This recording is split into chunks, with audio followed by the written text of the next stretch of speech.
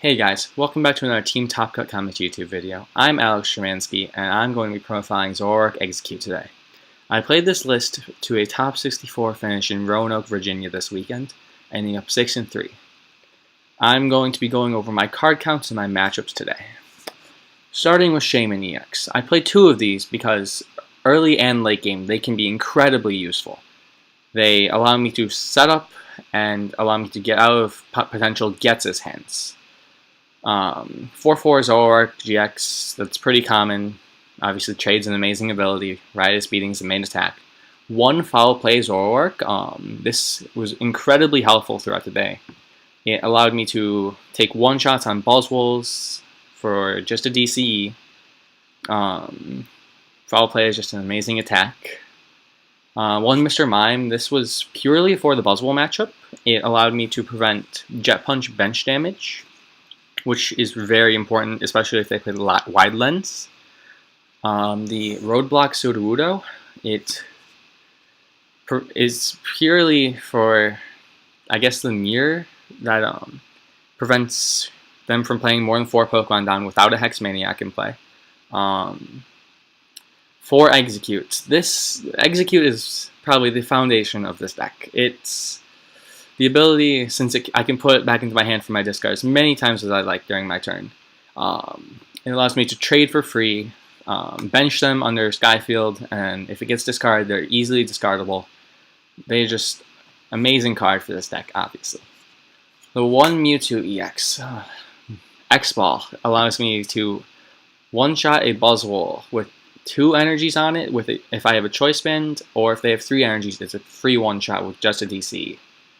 The Oricorio is simply here for late game mirror match to snipe eggs that are on their bench, or Night March, which Oricorio carries the Night March matchup fairly well because they usually have 10 to 15 Pokemon discarded late game, allowing me to snipe Shamans and possibly a Night Marcher. 2 Tapu Lele, that's just for setup purposes. The abilities obviously search for any supporter, and it allows me to get Gets, Hex, etc. 2 Battle Compressor. Battle Compressor just allows me to discard supporters, executes. Yeah. Captivating Pokeball. This is probably one of my more interesting techs in the deck. It allows me to. It functions as a hand scope once in a while, just allowing me to look at my opponent's hand, decide what supporter I want to play. Obviously, I can bench Shamans and Leles, which would allow me to just get this and not have to Hex like turn 1. It's an amazing card. It served me very well over this weekend. 1 Computer Search. This is, well, kind of a staple in most decks currently. And just search for any card is always amazing. 1 Counter Catcher. Counter Catcher was an amazing tech throughout this weekend. I would go down prize cards, and I would play a red card, Gets this, and I could still Counter Catcher. Like, the Gust effect is an amazing, it's undescribable how good it is. 1 Field Blower. Going into the day, I knew that Drampa Garbodor was already a very sketchy matchup. So even if I play 2 Field Blowers, it's not necessarily going to help me at all. So I felt 1 Field Blower was a safe enough play for me that I would not sacrifice any other matchup, but it would allow me to play another tech card. The Level Ball, that's just there to search Zorua and Egg out whenever I need them. The Pokemon Communication, it's a very good card in this deck. It allows me to search for any Pokemon if I have a Pokemon in my hand for free, essentially. 4 Puzzle of Time. It's pretty standard.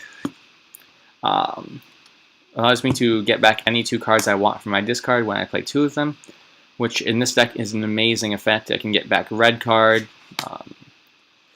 DCE, which is very important in most matchups. Alright, and the 1 red card. Most lists played 2, but I chose to play 1 simply because space, but I would love to have a second one. Red card was probably, it ended more games than any other card in my deck. Turn 1 red card, you can just end games. It's amazing. 4 Ultra Ball, that's pretty standard. 3 VS Seeker. I elected to only play 3 due to the necessity for space for another tech card. I never really missed the 4th one, so I felt very good after the event with my decision on that. 3 Skyfield. Skyfield's pretty important to this deck, obviously, allowing Zoroark to hit for a 180 or a 210 with a choice band. So that's very integral to the deck. 1 Bridget. Obviously, just turn 1 Bridget is amazing with this deck. Just grabbing Zoroark is essential to your setup. 3 Chorus. Chorus is the main draw power supporter-wise in this deck. There are opportunities to Chorus for up to 16 cards, which is very insane. It's just amazing draw support. The Getsis. This card ends games before they even begin. It allows, in my deck especially, I have Pokepuff to use as a hand scope. I can decide whether Getsis or Hex serves me better. If Getsis serves me better and they have nothing left, I can just win the game that turn. The 1 Guzma, need to have a supporter Gus effect. Just you can VS Seeker for it, obviously. 2 Hex Maniac. Hex is a very important part of the mirror match to turn off Sudowoodo and allow you to swing for 210 to knock out another Zoroark. 2 Choice Band allows Zoroark to swing for 210. Also allows Mewtwo to swing for a knockout on Buzzwole. 2 Floatstone. I elected to play 2 Floatstone because the amount of times I need to get out of active, and after starting like an Execute or Pseudo, I felt it necessary to not be forced to discard a DC to retreat. For DC, that's pretty standard. I would change probably. I would cut something for a mill counter because the mill ruined my day. I managed to hit a Wailord and had no counter, so I just lost the matchup.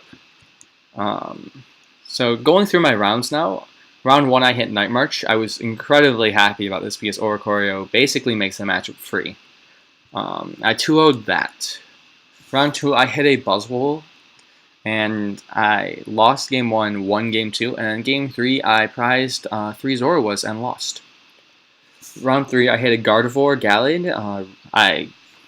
Game 1 he bricked, game 2 I lost, and game 3 came down to a very close Guzma play, I believe. And round 4 I played a mirror match. I believe I went first game 1, which really determines the outcome of the match because I can just win the game without forcing him, without going into a long game state, but by playing Hex or Getsis. Game 2 I drew nothing, and game 3 I won from a red card Getsis turn 1, I believe. Round 5 I had a Zoroark Vespiquen. Oricorio really pulled its weight in this matchup. I believe at the end of game 2 I was able to snipe for over 200 damage to take out a knockout on a Zoroark. I 2-0'd this matchup. Round 6 I hit a Zoroark Trashylanche Garbodor deck. Game 1, I just won. Game 2, I lost because I could hit nothing. And then game 3, I red card Getsis again and won. Round 7, I hit a Drampagarb and just it's a very not good matchup, and I took 2 losses right away. Round 8, I hit a Wailord. Game 1, I red card Getsis twice, and every time he would draw out of it, which it's my only out to winning because he can either heal or discard my energies to basically an infinite extent. Game 2, he started Lone Oranguru, and I just took a knockout and won. Game 3, he milled 2 DCs with his handiworks, and I could never recover with puzzles well enough, and I lost that match. Round 9, I'm 5-3, so I'm already out of top cut contention, so I go in planning to offer a tie, and my opponent denies it. So I ended up playing, and it's Turbo Turtles, which is Turtonator, Ho-Oh, Volcanion stuff. Game 1, I used Follow Play Zoroark to take, I believe, 4 prizes, and Zoroark pulled it away really well in this matchup. Game 2, I won, and I ended the day at 6-3, which was not the best I could have hoped for, but it was good enough for a top 64 finish. And yeah, that's it for today. Thanks for watching. Use promo code TCCTEAM10 for 10% off your entire online purchase at topcutcomics.com.